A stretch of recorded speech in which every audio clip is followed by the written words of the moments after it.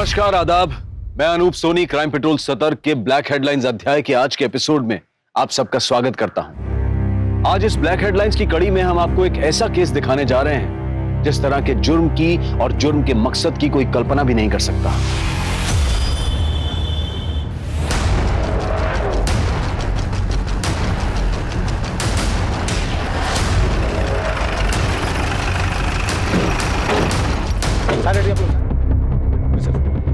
Shukla sir, आप लोगों में से किसी ने कुछ देखा? नहीं सर। इस औरत को जानते हो आप लोग? यही की है या कहीं और की है? मालूम है सर।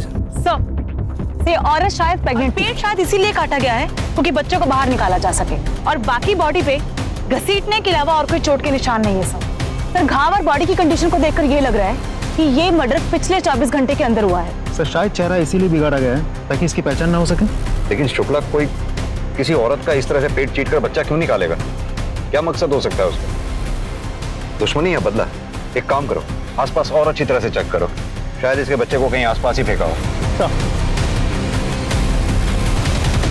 पोस्टमार्टम रिपोर्ट के मुताबिक औरत की उम्र 25 से 26 साल है। ज्यादा खून बहने की वजह से कल रात को यानी कि 2 फरवरी की रात 8 से 9 बजे के बीच उसकी मौत हुई है। सर, यूट्रस के साइज के हिसाब से करीब 7 से 8 महीने का भ्रूण था। मतलब कि बच्चे को जन्म से पहले उस औरत का पेट काट कर बाहर निकाला गया? पेट काट के बच्चा बाहर निकालने के लिए प्रॉपर सर्जिकल इक्विपमेंट्स का इस्तेमाल किया गया है, जैसे आमतौर पर डॉक्टर्स यूज करते हैं सर। लेकिन पेट काटने के बाद औरत को वैसे ही छोड़ दिया गया, जिसकी वजह से एक्सेसिव ब्लड लॉस हुआ और उसकी मौत हो गई। शुक्ला, या तो ये किसी नौसीखे का काम लगता है या फिर इस केस के पीछे 2 कारण हो सकते हैं, इलीगल अबॉर्शन और इलीगल डिलीवरी। उस औरत के साथ कोई बलात्कार या सेक्सुअल असॉल्ट का भी मामला सामने आया है? नहीं सर। मतलब कि शायद उस औरत का बच्चा ही उसकी मौत का कारण बना। लेकिन क्यों? भारतीय संस्कृति में औरत को देवी मतलब भगवान के बराबर माना गया है, बल्कि उसके भी ऊपर, क्योंकि वो अपने भीतर एक जिंदगी को पालती है और फिर असहनीय पीड़ा को झेलते हुए उसे जन्म देती है। हमने बच्चों के हॉस्पिटल, स्कूल, मोहल्ले, गलियों और यहां तक कि उनके घर से अगवा होने के किस्से सुने हैं, लेकिन एक गर्भवती महिला के पेट को चीरकर उसके अजन्मे बच्चे को अगवा करने का घिनौना जुर्म सब पहली बार सुन रहे थे। कौन थी औरत जिसके साथ इतनी बर्बरता की गई थी और क्यों? इससे किसी की क्या दुश्मनी, क्या नफरत होगी कि इतनी बेरहमी से इसका कत्ल करके उसके अजन्मे बच्चे को अगवा कर ले? क्या दुश्मनी और नफरत ही इस दिल दहला देने वाले जुर्म का कारण थी या फिर वजह कुछ और ही थी?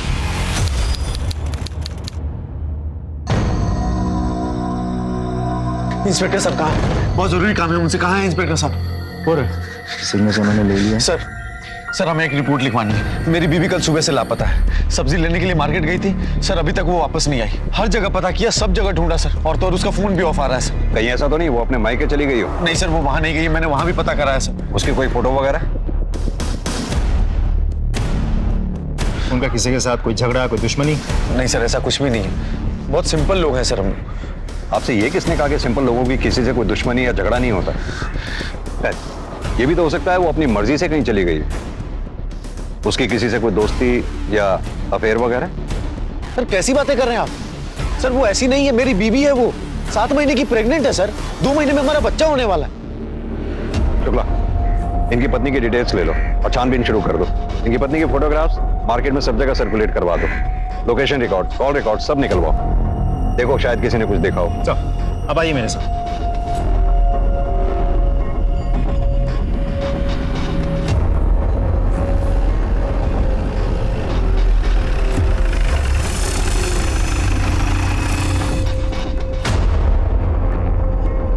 सर, हेमा देवरानी है मेरी, 7 महीने की प्रेग्नेंट है। हम लोग बहुत ध्यान रखते हैं उसका। वो तो प्रेगनेंसी में चलते फिरते रहना सेहत के लिए अच्छा होता है, इसलिए घर के छोटे मोटे काम करने देते हैं हम उसे। लेकिन कल जब वो सब्जी खरीदने निकली तो वापस घर ही नहीं लौटी। सर यकीन मानिए हमारे परिवार में कोई झगड़ा, कोई मनमुटाव है ही नहीं। सर आज के जमाने में भी हम लोग ज्वाइंट फैमिली में रहते हैं सर। 6 लोग के परिवार है। 7वें का तो बड़ी बेसब्री से इंतजार चल रहा है।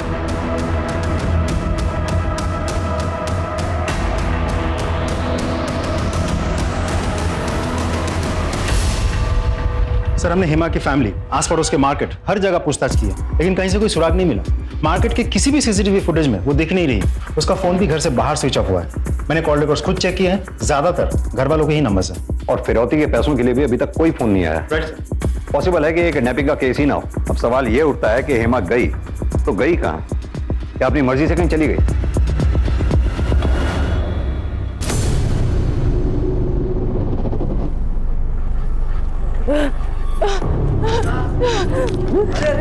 मैडम क्या हुआ आपके साथ? अरे संभलिए संभलिए संभलिए संभलिए संभलिए अपने आप को। कोई पानी ला, पानी ला। मैडम पानी लेके आओ, पानी लेके आओ। क्या बात है? क्या हुआ? अरे आपसे मिलने आ रही थी, अचानक बेहोश होकर गिर गई। हेमा? आइए। हेमा, हेमा क्या हो गया तुम्हें? अरे ये सब कहाँ चली गई थी तुम? मैंने उनको रोकने की बहुत कोशिश की, लेकिन नहीं रोक पाए। हेमा तुम क्या कह रही हो? मैं सब्जी लेने जा रही थी मार्केट में, सब इतना जल्दी हो गया कि मैं कुछ समझ ही नहीं पाई, और जब समझ में आया तो उन्होंने मेरे आँख, मुंह और पैर बांध रखे थे, और फिर मुझे दर्द शुरू हो गया।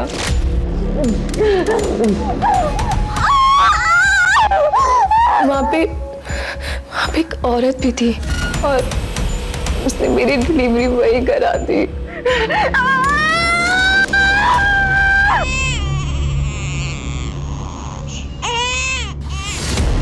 मेरे बच्चे को मेरे सामने से पता नहीं कहाँ लेकर चली गई। मैं बहुत चिल्लाई, मैं बहुत गिड़गिड़ाई, लेकिन किसी ने नहीं मेरी सुनी, और उसी वैन से मुझे फेंक के चले गए। मैं बहुत मुश्किल से यहाँ तक पहुंची हूँ। आपने उन किडनैपर्स का या फिर उस औरत का चेहरा देखा, या फिर कोई ऐसी बात जो आपको याद हो?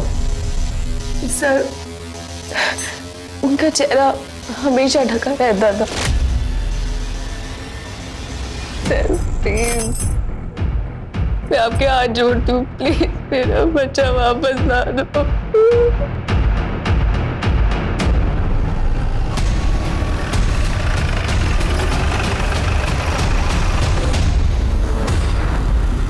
सर मुझे समझ में नहीं आ रहा कि आप हेमा का मेडिकल क्यों कराना चाहती हैं? वो ऑलरेडी इतनी परेशान है। ये जानने के लिए कि हेमा के साथ डिलीवरी के अलावा कोई मारपीट या जोर जबरदस्ती तो नहीं हुई है। लेकिन हेमा बिल्कुल ठीक है, उसके साथ कोई मारपीट, कोई जोर जबरदस्ती नहीं हुई है। और एक बात, उसने किसी बच्चे को जन्म नहीं दिया, दे भी नहीं सकती, क्योंकि वो प्रेग्नेंट ही नहीं थी।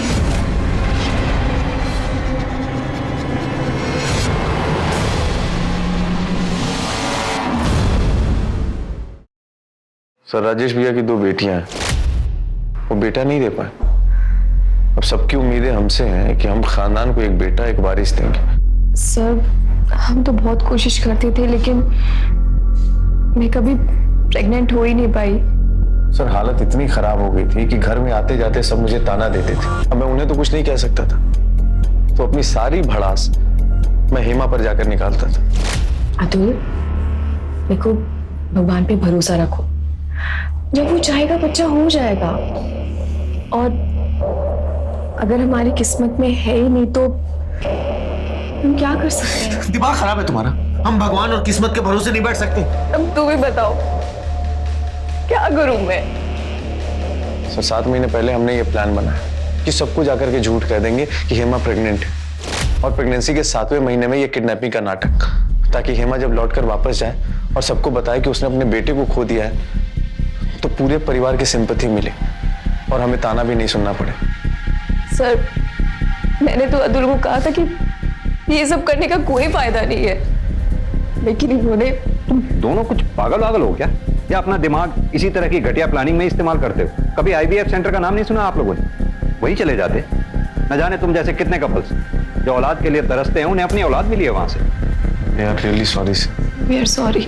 अभी तो जाने दे रहा हूं आप लोगों को, अगली बार ऐसा कोई नाटक किया तो मेरे से बुरा कोई नहीं होगा। जा सकते हैं आप लोग। Thank you sir. Thank you sir.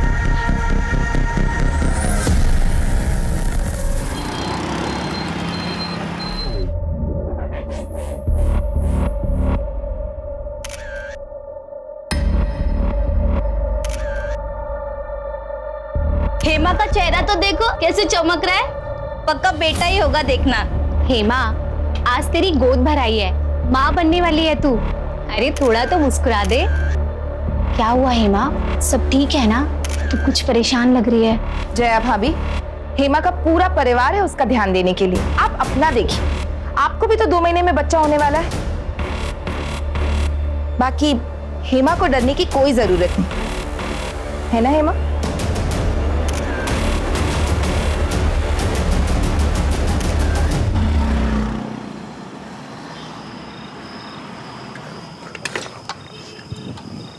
Sir करें तो sir please help me sir. Sir मेरी पत्नी गायब हो गई है सर। सर प्लीज मेरी मदद कीजिए। तुम वही हो ना जिसने पिछली बार भी अपनी प्रेग्नेंट बीवी की किडनैपिंग का झूठा नाटक रचा था? तुम फिर आ गए यहाँ पर। ये पुलिस स्टेशन है, कोई पंचारी की दुकान नहीं है। सर मैं कसम खा के कह रहा, मैं इस बार झूठ नहीं बोल रहा। सर आपके कहने पे IVF सेंटर पे भी गए थे हम सर। सर हेमा प्रेग्नेंट हो गई थी सर। सर वो 7 महीने की प्रेग्नेंट है। पिछली बार की तरह प्रेग्नेंट? नहीं सर, इस बार सच में प्रेग्नेंट है हेमा सर। सर आज उसकी गोद भराई की रस्म थी सर। सर आपको यकीन नहीं हो रहा हो ना? आज की फंक्शन की फोटो देख लीजिए आप। सर मैं झूठ नहीं बोल रहा सर। सर ये सारी फोटोज आज की हैं सर, आज सुबह की। कब गायब हुई है? सर फंक्शन के बाद दोपहर में सब लोग सोने चले गए। शाम में जब सोकर उठे तो हेमा गायब थी सर। सर हमने हर तरफ ढूंढा, और तो सर उसका फोन भी स्विच ऑफ आ रहा है। सर प्लीज कुछ कीजिए सर। ठीक है, अपनी पत्नी की फोटोग्राफ और बाकी की सारी डिटेल्स इन्हें लिखवा दो। लेकिन अगर ये इस बार भी नाटक हुआ तो इस बार तुम्हें दोनों पति पत्नी को जेल में बैठ के नाटक खेलना पड़ेगा। नहीं सर, कोई नाटक नहीं, मैं बिल्कुल सच कह रहा हूँ सर। हाँ मेरे साथ। जी सर। 7 महीने की गर्भवती औरत कहां जा सकती थी और क्यों? क्या इस बार उसे सचमुच किसी ने अगवा कर लिया था, या फिर पिछली बार की तरह वो खुद अपनी मर्जी से कहीं चली गई थी? झूठी किडनैपिंग के बाद हेमा के साथ क्या हुआ? सर मोबाइल लोकेशन रिकॉर्ड के मुताबिक हेमा का फोन 1 फरवरी को शाम के 4 बजे शताब्दी नगर में स्विच ऑफ हुआ है। शताब्दी नगर? सर वहां करने क्या गई थी हेमा? पता नहीं सर, मैंने अतुल को भी पूछा था, उसे भी कोई आइडिया नहीं है क्या करने गई थी वो वहां। आइडिया नहीं है, बता नहीं रहा हूं। खैर वो तो पता चली जाएगा। हेमा के कॉल रिकॉर्ड्स का क्या हुआ? हेमा के कॉल रिकॉर्ड्स के मुताबिक ज्यादातर कॉल्स फैमिली मेंबर्स को किए गए हैं, खास करके अतुल को। सिर्फ एक नंबर ऐसा है जिस पे लगातार हेमा की 1 महीने तक बात हुई थी, लेकिन हेमा के गायब होने के 1 महीने पहले बातचीत बिल्कुल बंद हो गई थी। पता करो ये नंबर किसका है। Yes sir. सर मेरी बेटी, सर मेरी। आप बाहर चलिए, आप ऐसे अंदर नहीं आ सकते। चलिए सर, मेरी बेटी को बचा। सानिका मैडम बोलने दो, कहिए क्या बात? सर मेरी 1 दिन की बेटी गायब हो गई है सर, मेरी मदद कीजिए सर, उसे वापस ला दीजिए प्लीज सर, मेरी मदद कीजिए। सर कल सुबह सिटी नर्सिंग होम में सोनाली की डिलीवरी हुई थी और तकरीबन 11 बजे हमारी बेटी पैदा हुई थी। सर आज सुबह जब सोनाली वॉशरूम से आई तो हमारी बेटी गायब थी सर। हमने सारा हॉस्पिटल देख लिया लेकिन हमारी बच्ची कहीं नहीं मिली सर। सर मेरी बेटी को वापस ला दीजिए सर, उसे ढूंढ दीजिए सर। देखिए आप शांत हो जाइए, चिंता मत कीजिए, हम जल्द से जल्द आपकी बच्ची को ढूंढने की कोशिश करेंगे। आप कंप्लेंट लिखवा दीजिए बाहर। तिवारी मैडम इनकी कंप्लेंट ले लो आप। सर शताब्दी नगर में एक औरत की लाश मिली है।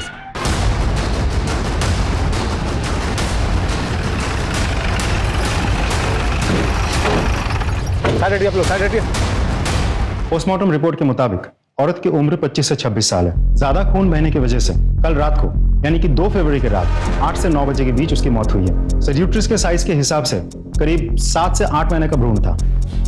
मतलब कि बच्चे को जन्म से पहले उस औरत का पेट काटकर बाहर निकाला गया।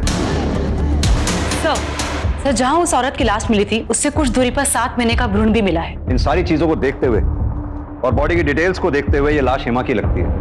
शुक्ला एक काम करो, हेमा के हस्बैंड अतुल को लाश की शिनाख्त के लिए बुलाओ। सर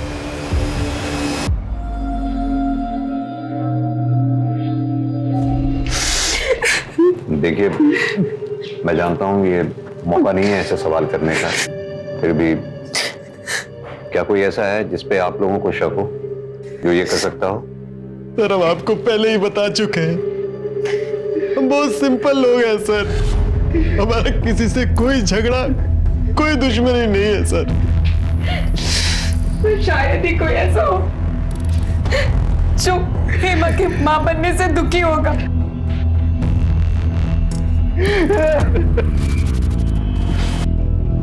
शुक्ला मेरे पूरे कैरियर में मैंने ऐसा केस कभी नहीं देखा,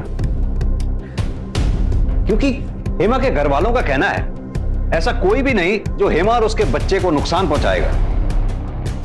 तो क्या कातिल इन तीनों घर वालों में से कोई एक है? अतुल, कहीं ऐसा तो नहीं अतुल अपनी बीवी से झूठे प्यार का और फिक्र का दिखावा हमारे सामने कर रहा हो?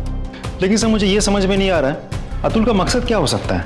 वो अपनी ही बीवी और बेटे का मर्डर क्यों करेगा? अब ये तो पता नहीं, लेकिन पता करना पड़ेगा। शुक्ला, तुम्हें इस केस में कुछ भी अजीब नजर नहीं आ रहा? सर अभी तक तो नहीं, लेकिन एक टीम लगातार पूछताछ कर रही है। आई एम श्योर बहुत जल्द कोई ना कोई क्लू हाथ लग जाएगा।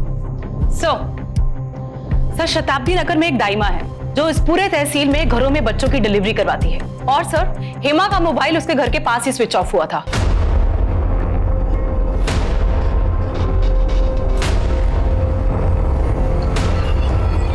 आप इसे जानती हैं? जी, इसे कैसे भूल सकते हैं? अभी 2 दिन पहले तो आई थी हमारे पास। क्यों आई थी आपके पास? जाके एक समस्या थी, वही हल कराने आई थी हमारे पास। दाइमा, क्या आप मेरी मदद कर सकती हैं? मुझे ये बच्चा नहीं चाहिए, प्लीज गिरा दीजिए इसे। बौरा गई है क्या? हाँ, क्या बोल रही है? अरे हम इन हाथों से दुनिया में नया जीवन लाने का काम करते हैं और तू हमें जीव हत्या करने को कह रही है? अरे क्यों मारना चाहती है अपने बच्चे को? बिटिया, वो बड़े किस्मत वाले होते हैं जिन्हें ऊपर वाला औलाद देता है। तो आप ये बच्चा गिराने में मेरी मदद नहीं करेंगी? ना बिटिया, ये पाप हमसे तो ना होगा। क्या हेमा अपना बच्चा गिराना चाहती थी? हाँ, तो यही तो बोल रहे हैं हम आपको इतनी देर से। उसने कुछ बताया कि वो क्यों अपना बच्चा गिरवाना चाहती थी? नहीं, हमने भी बहुत पूछा पर कुछ बोली नहीं वो। अच्छा, कोई आया था उसके साथ या वो अकेली आई थी? आई तो अकेली थी, पर हाँ बार बार अपना फोन देख रही थी। क्या देख रही थी मोबाइल में? वो तो मालूम नहीं, लेकिन वो बोली कि दाइमा, क्या मैं फोन चार्ज कर सकती हूँ यहाँ पे? वो देखिए ना, बैटरी खत्म हो रही है तो फोन बंद हो जाएगा। बिटिया, हमें तो कोई दिक्कत नहीं है, पर तुम खुद देख लो, बिजली नहीं है, शाम को 6 बजे तक आएगी। अच्छा, आप ये बता सकती हैं कितने बजे के आसपास की बात रही होगी? जी, कोई शाम के 4 बजे होंगे। शुक्ला, बड़ी अजीब सी बात है। हेमा बच्चा चाहती थी, बच्चे को जन्म भी देने वाली थी, वो भी लड़का जिसके लिए उसकी फैमिली ने उसे परेशान कर रखा था। सुबह ही उसकी गोद भराई हुई थी, फिर अचानक ऐसा क्या हुआ होगा जिसके लिए वो बच्चा अबॉर्ट करवाना चाहती थी? माजरा क्या है, कुछ समझ में नहीं आ रहा। सर वैसे हमने विमला दाई का बयान चेक कर लिया है, वो सच बोल रही थी। उस एरिया में दोपहर 2 से शाम के 6 बजे तक बिजली नहीं रहती और उस एरिया में आसपास कहीं भी सीसीटीवी कैमरा भी नहीं है। सीसीटीवी नहीं है, पर यह तो हो सकता है कि किसी इंसान ने कुछ देखा हो, कुछ सुना हो। हेमा उस दिन अपना फोन चार्ज करना चाहती थी। शुक्ला, हेमा के साथ जो कुछ भी हुआ वो 4 बजे से 9 बजे के बीच में हुआ। सर हेमा के कॉल रिकॉर्ड्स में जो नंबर मिला था जिस पर 1 महीने तक उसकी लगातार बात हुई थी और उसके गायब होने से पहले अचानक 1 महीने पहले उसकी बातचीत बंद हो चुकी थी, वो नंबर महेश शर्मा का है। ये Mahesh Sharma nature IVF clinic में पार्ट टाइम वार्ड बॉय का काम करता है, जहां हेमा अपने बच्चे के ट्रीटमेंट के लिए गई थी। महेश शर्मा? सर ये महेश शर्मा तो सिटी नर्सिंग होम में भी वार्ड बॉय का काम करता है और जिस दिन मयूरेश और सोनाली की 1 दिन की बेटी गायब हुई थी उसी दिन से वो काम पे नहीं आ रहा है, फोन भी स्विच ऑफ आ रहा है। सर महेश का फोन ऑन हुआ और उसकी लोकेशन भी ट्रेस हो गई। शुक्ला, इससे पहले कि वो दोबारा फोन बंद करे या गायब हो जाए, उठा के ले आओ उसे। सर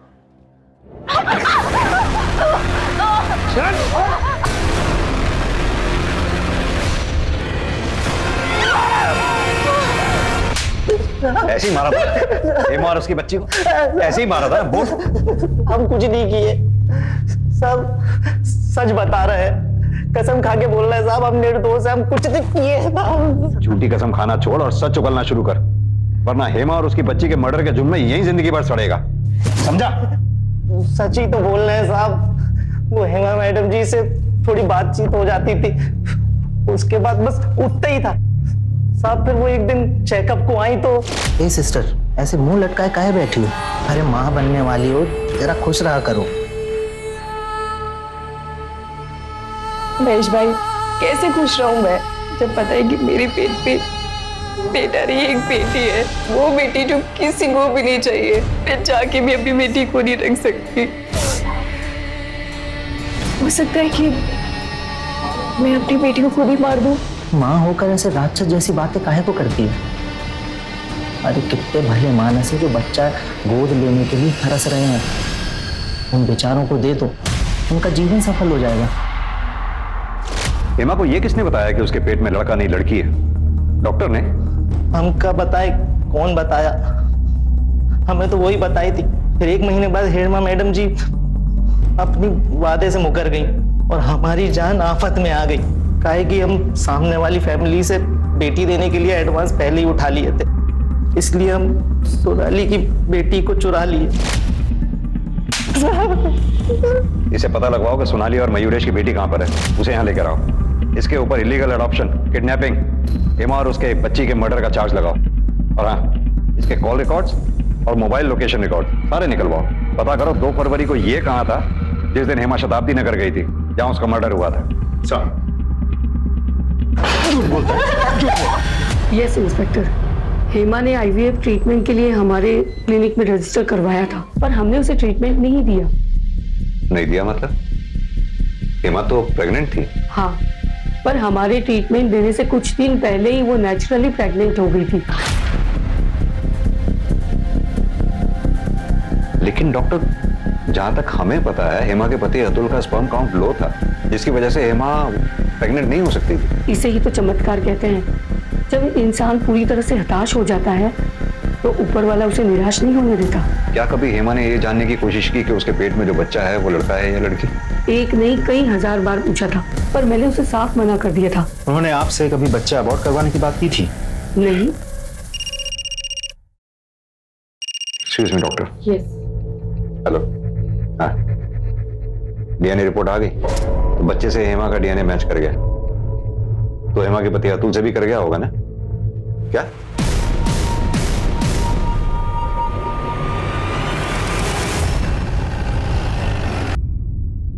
ये क्या बकवास है सर? ऐसा कैसे हो सकता है? हेमा के पेट में पलने वाला बच्चा अतुल का नहीं होगा तो किसका होगा? जरा तमीज से बात कीजिए। ऐसा मैं नहीं, डीएनए रिपोर्ट कह रही है कि हेमा के पेट में जो बच्चा था वो अतुल का नहीं था। हाँ तो क्या भरोसा कि जो डीएनए रिपोर्ट में लिखा है वही सच है? हो सकता है कि जबरदस्ती आप ये हेमा के पेट में पलने वाला बच्चा अगर मेरा नहीं था तो वो राजेश भाई साहब का ही होगा। तो क्या पक रहा है? होश में है? थोड़ी तो शर्म कर। मुझे शर्म नहीं आई। अरे आपको शर्म आई थी? भूल गया जब हेमा प्रेग्नेंट नहीं हो रही थी तो आते जाते कैसे ताला देते थे?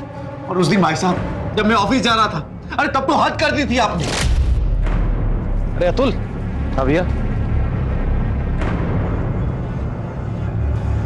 6 साल हो गए तेरी शादी को, है? कुछ बच्चे के बारे में सोच रहा है? तुझसे नहीं होता तो मुझे बोल, मैं करता हूँ। अतुल, वो बच्चा राजेश का भी नहीं हो सकता। अगर ऐसा होता तो डीएनए रिपोर्ट में राजेश का भी डीएनए 50% मैच होता। हेमा के बच्चे का बाप कोई और ही था। सुन लिया ना अतुल? पड़ गई ना आप कलेजे में ठंडक? मैं आज अपने बड़े भाई को सबके सामने बेइज्जत कर दिया, वो भी उस भाई को जिसने कभी तुझे अपना छोटा भाई नहीं समझा बल्कि हमेशा अपना बेटा माना। सर, ये अतुल अपनी बीवी के प्यार में अंधा हो चुका था। इसे तो ये तक नजर नहीं आया कि इसकी बीवी कहां कहां मुंह मारती फिर रही थी। क्या मतलब? सर, हमारी कॉलोनी में यहीं आगे एक कपल रहता है, जया और अश्विन। हेमा उनके घर घंटों बिताती थी।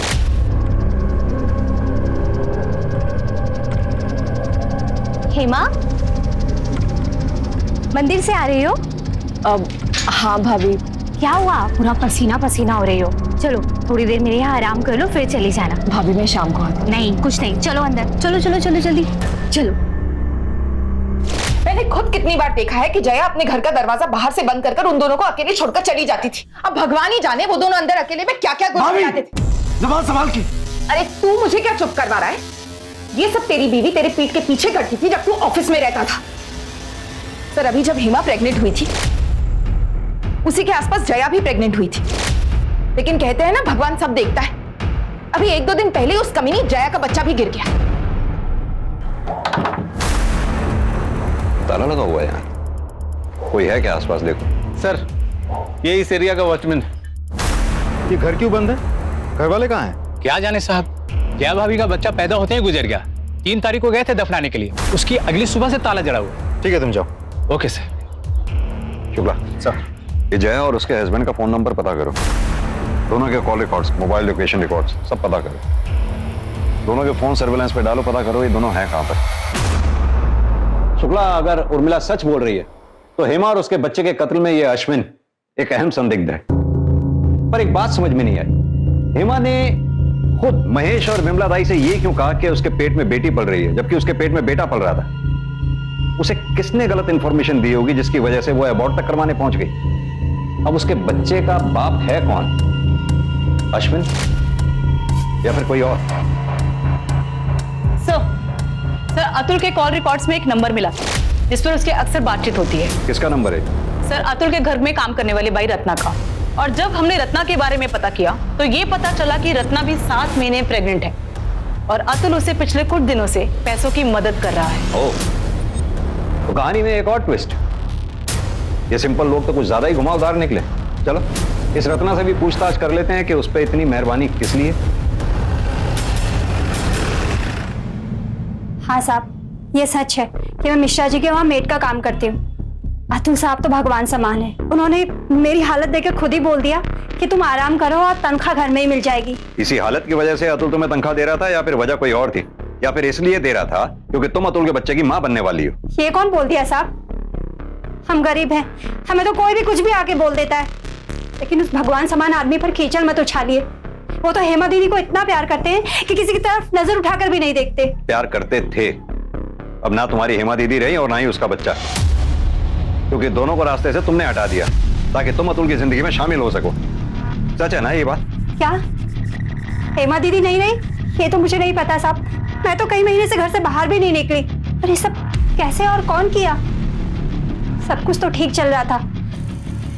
हमें याद है हेमा दीदी जब पेट से थी तो अतुल साहब को डर था कि कहीं उनकी बेटी ना हो जाए।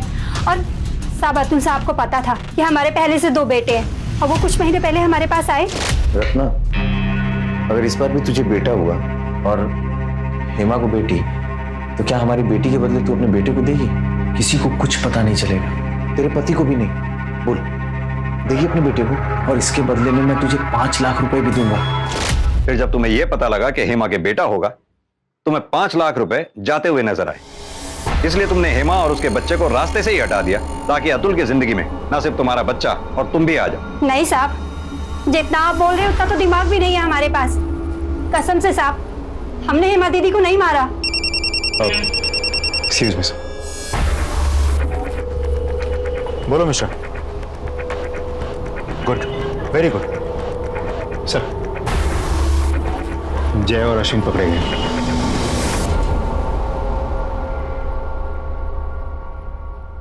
बोलो बोलो।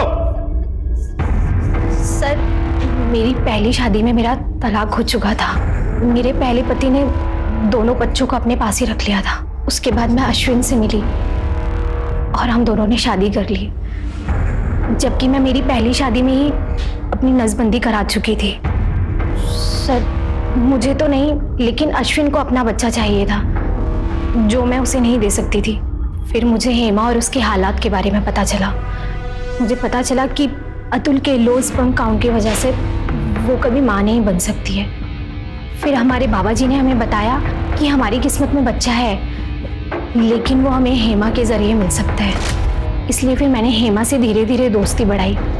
उसके बाद वो अपना दुख बताने के लिए मेरे पास आती थी और फिर मैं उसे लस्सी या जूस में नशे की गोलियां मिलाकर दे देती थी जिससे वो सो जाती थी। वो बच्चा जिसे वो अनजाने ही हमारे लिए पैदा करेगी। फिर हेमा ने एक दिन मुझे बताया कि वो बिना IVF ट्रीटमेंट के नेचुरल तरीके से प्रेग्नेंट हुई है। तो हम समझ गए थे कि वो बच्चा अश्विन का ही है। उसके बाद हमने अपना प्लान आगे बढ़ाया और फिर मैंने भी सबको बोला कुछ दिन में कि मैं भी अब प्रेग्नेंट हूँ। हेमा मुझे बताती थी, बल्कि हेमा क्या बताती थी, मैंने खुद देखा था कि उर्मिला उसके साथ अच्छा बर्ताव नहीं करती थी, क्योंकि हेमा एक बेटी को जन्म देने वाली थी। पपीता बच्चे की सेहत के लिए बहुत अच्छा होता है, खा ले। नहीं भाभी, बिल्कुल भूख नहीं सच में। ये बच्चे के लिए अच्छा है, खा ले, थोड़ा सा खा ले। उर्मिला भाभी, ये क्या कर रही हैं आप? आपको पता है ना हेमा प्रेग्नेंट है और पपीता गर्म होता है, इतना भी नहीं पता? बच्चे को नुकसान कर सकता है।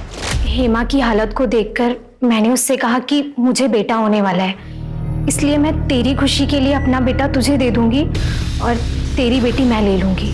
मैंने उसे बोला कि हमें डिलीवरी एक दिन मेरे ही घर पर करनी होगी ताकि किसी को ये ना पता चले कि हम क्या करने जा रहे हैं। और वो ये बात सुनकर बहुत खुश हो गई। जाने अनजाने में उसने जिस चीज़ का नाटक किया था, हम उसे सच करने वाले थे। हम उसे किडनैप करते और वो गायब हो जाती। उसके बाद उसका बच्चा हम ले लेते और सबको ये बोलते कि मैंने उस बच्चे को जन्म दिया है। सर हेमा पहले ही गायब हो गई थी। हमें डर था कि हम किसी ना किसी मुश्किल में फंस जाएंगे और इसीलिए हमने जय के मिसकैरेज का नाटक किया और एक गुड़िया को दफना दिया ताकि लोग समझे कि वो हमारा बच्चा था। और उसके बाद हम अपने गांव में जाकर छुप गए। इतनी मर्दानगी फूट रही थी। शुक्ला, अश्विन का डीएनए सैंपल लो और हेमा के बच्चे से मैच करके देखो। अश्विन पे हेमा के रेप का चार्ज और इन दोनों पे हेमा और उसके बच्चे के मर्डर का चार्ज लगाओ। नहीं सर, हमने हेमा को नहीं मारा। इतनी मक्कारी की है, क्या पता कि अब भी सच बोल रहे हों।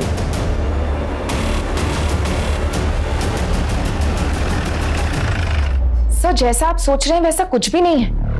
मुझे नहीं पता जया ने आपसे झूठ क्यों बोला। जया को झूठ बोल के क्या मिलेगा, लेकिन आपको सच बोल के थोड़ी बहुत राहत जरूर मिल सकती है उर्मिला जी। इसलिए अब आप सच बोलिए, वरना पुलिस को गुमराह करने के मामले में आपको अरेस्ट भी किया जा सकता है। समझिए आप? अब आप बोलिए। हाँ सर, मैंने हेमा से झूठ बोला था कि उसे लड़की होगी, क्योंकि मैं नहीं चाहती थी कि वो लड़की को जन्म दे। अगर उसे बेटा हो जाता तो सब कुछ उसका हो जाता। फिर मेरी बेटियों निधि और नेहा का क्या होता? पहले इनकी कोई कदर नहीं, उसके बाद तो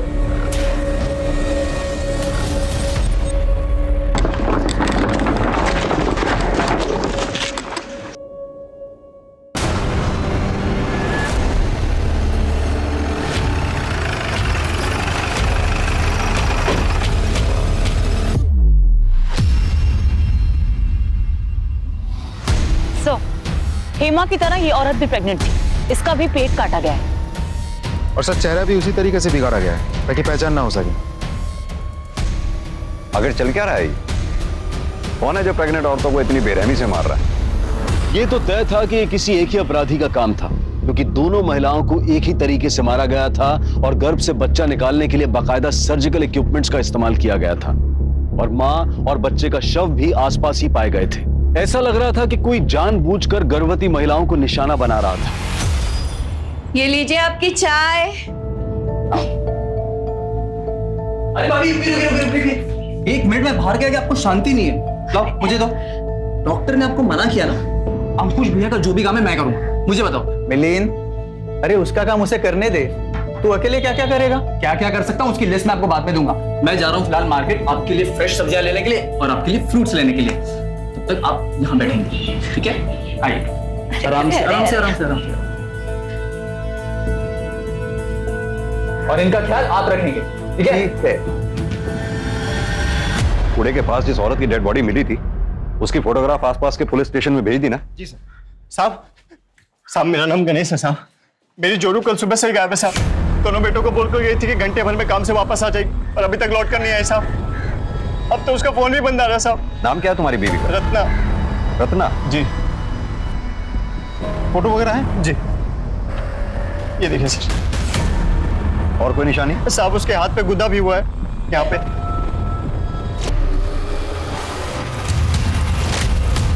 आइए हमारे साथ। जी। रत्ना! रत्ना में क्या हो गया तुमके रत्ना?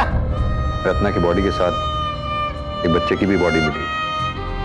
अर्जेंट बेसिस पे रत्ना के कॉल रिकॉर्ड्स और मोबाइल लोकेशन रिकॉर्ड्स निकलवाओ। ये जो भी है, इससे पहले कि वो दूसरी प्रेग्नेंट लेडीज को अपना शिकार बनाए, हमें उस तक पहुंचना होगा।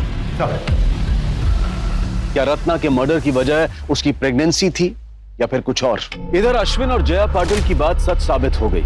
मिसकैरेज का नाटक करके उन्होंने गुड़िया ही दफनाई थी, ये बात पुलिस इन्वेस्टिगेशन में साफ हो गई। फिर सवाल ये उठता है कि अगर अश्विन और उसकी बीवी निर्दोष हैं, तो गर्भवती औरतों का पेट चीरकर निकाले गए अजन्मे बच्चों के केस में दोषी कौन है? इन दोनों औरतों के साथ क्या और क्यों हुआ? Are you sure? सर 100%। ये देखिए, रत्ना के मोबाइल की लास्ट लोकेशन शताब्दी नगर दिखा रहा है, विमला दाइमा के घर के पास, जो कि हेमा की भी लास्ट लोकेशन थी। सर आज तक हमें ना हेमा का मोबाइल मिला और ना ही रत्ना के मोबाइल के बारे में कुछ पता चला। सर इतना सब कुछ महज एक इत्तेफाक नहीं हो सकता। चलो शुक्ला। सर क्या रत्ना मर गई? कैसे? और साहब, अगर रत्ना मर भी गई है तो इसमें हमारी क्या गलती है? आपने मेरा घर क्यों उलट पुलट कर रखा हुआ है? रत्ना के फोन की लास्ट लोकेशन के मुताबिक रत्ना का फोन यहीं पे स्विच ऑफ हुआ है। अब आप ये मत कहिएगा कि उस वक्त बिजली नहीं थी, क्योंकि बिजली उस वक्त उस दिन भी थी। हाँ तो साहब, हमने कब कहा कि यहाँ बिजली नहीं थी या रत्ना यहाँ नहीं आई थी? आई थी वो जांच करवाने के लिए, फिर चली गई। कहाँ चली गई? अब ये हमें कैसे पता साहब? सर ये देखिए, एक नहीं तीन फोन मिले और तीनों के तीनों स्विच ऑफ। किसके फोन है ये? जी वो हमारे बेटे के हैं, उसको अलग अलग फोन रखने का शौक है। थैंक यू सो मच भाभी, रिफ्रेश कर दिया जो उसने, इसकी बहुत जरूरत थी। शुक्ला सर, हेमा का नंबर डायल करो।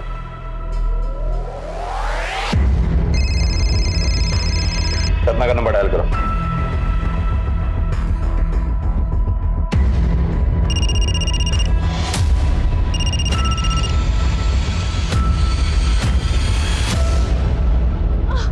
सब मिलन नाम है उसका, वो डॉक्टर बनना चाहता था। मैं भी ये सुन के बहुत खुश हुई थी कि बेटा डॉक्टर और माँ दाई माँ, सब बढ़िया चलेगा। पर उसने 3 बार पेपर दिया और तीनों बार फेल हो गया, पर उसने हिम्मत नहीं हारी थी। उसने बोला कि माँ देखना, एक दिन जरूर डॉक्टर बन के दिखाऊंगा, प्रैक्टिस करूंगा तो डॉक्टर क्या सर्जन भी बन जाऊंगा। मैंने सोचा ये भी ठीक है, कोई अपनी माँ के पेट से थोड़ी ना सीख के आता है। तभी से उसने डॉक्टरों वाले सारे औजार इकट्ठा करना शुरू कर दिए, कैंची, छुरी, ब्लेड, सब कुछ। मिलन है कहाँ पर? भगवान जाने सब कहाँ मिलेगा। सुबह जाते वक्त सिर्फ इतना ही बोल के गया था कि अम्मा आज प्रैक्टिस है। प्रैक्टिस? जी। मिलन का नंबर दो हमें। नंबर दीजिए जल्दी। सब चिल्लाने से क्या होगा, हमको नहीं याद उसका नंबर। फोन दीजिए। शुक्ला, मिलन का नंबर याद। हेलो, हाँ मैंने अभी अभी आपको एक नंबर भेजा है, मुझे तुरंत उस नंबर की लाइव लोकेशन चाहिए।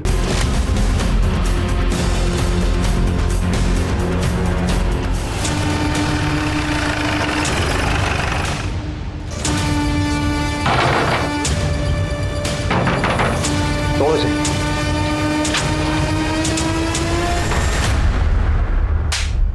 बहुत हो गई तेरी डॉक्टरी, बाकी की सर्जरी अब जेल में करना है।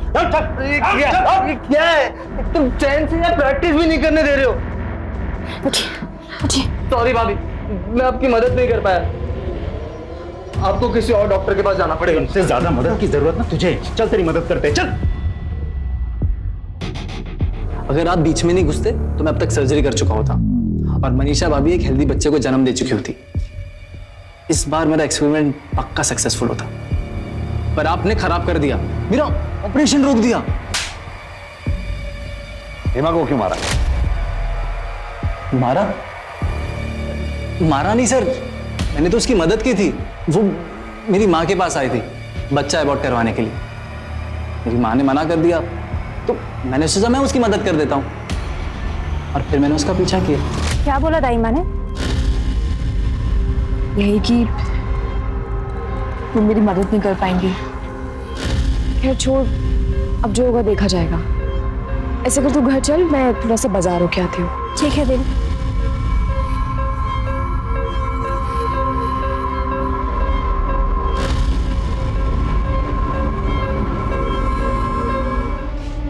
आप चाहो तो बच्चा अबॉर्ट करने में मैं आपकी मदद कर सकता हूँ।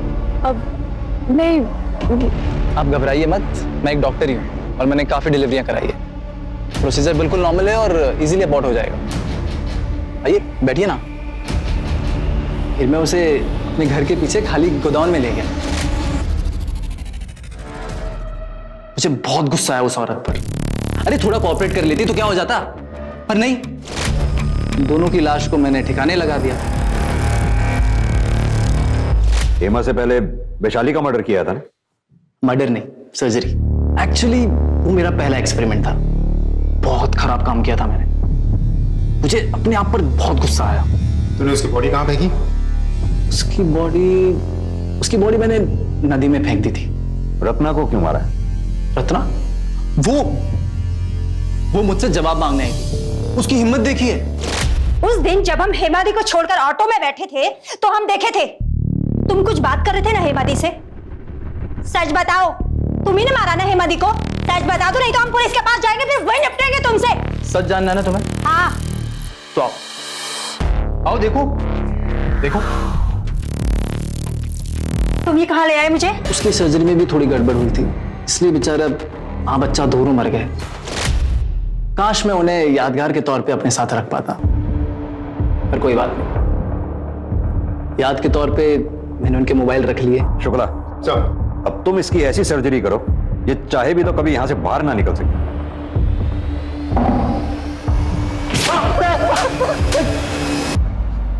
वो मासूम औरतें जो नन्ही जिंदगी को जन्म देने वाली थीं, किसी की सनक की भेंट चढ़ गईं। हालांकि सबकी कहानी दर्दनाक है, लेकिन हेमा जिसने एक बच्चे के लिए अपने घर परिवार यहां तक के पड़ोसियों की यातना झेली, और जब वो उस खुशी को पाने जा रही थी तो एक बीमार मानसिकता ने उसका ही जीवन छीन लिया।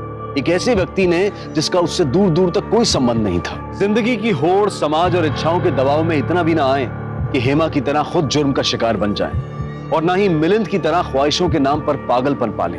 अब मैं अनूप सोनी आपसे विदा लेता हूं। फिर मुलाकात होगी क्राइम पेट्रोल सतर्क के ब्लैक हेडलाइंस अध्याय में एक और नए केस के साथ। और याद रखें, क्राइम और आपके बीच में सिर्फ इतना फर्क है कि आप कितने सतर्क हैं। सतर्क रहें, सुरक्षित रहें। जय हिंद।